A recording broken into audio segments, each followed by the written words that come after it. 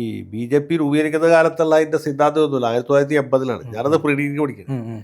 B J പിയുടെ അഞ്ചിന പരിപാടിയാണ്. 1 ജനാധിപത്യം, 2 മതേതരത്വം.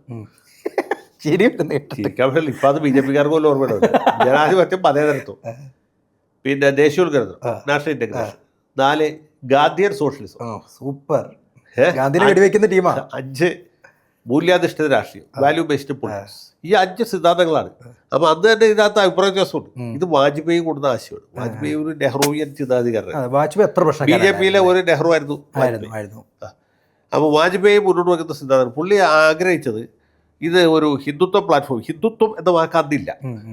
ഒരു ഐഡിയോളജിക്കലി ഒരു റൈറ്റ് ഓറിയന്റഡ് ആയിട്ടുള്ള ഒരു രാഷ്ട്രീയ പാർട്ടി. ജനാധിപത്യം, അത് ജനാധിപത്യത്തിന്റെ പ്രാതിനിധ്യം ഇന്ദിരാഗാന്ധി അടിയന്തരാവസ്ഥ ആ ഒരു പ്രശ്നം അധികം കാലമായിട്ടില്ല. 77, 79 അല്ല 75 അടിയന്തരാവസ്ഥ. അതിന് 5 കൊല്ലമായിട്ടുള്ളൂ. അപ്പൊ ജനാധിപത്യം എന്നുള്ളതിന് വലിയ പ്രാധാന്യമുണ്ട്. മതേതരമായിരിക്കണം. അത് ജനസംഘമല്ല ബി ജെ പി.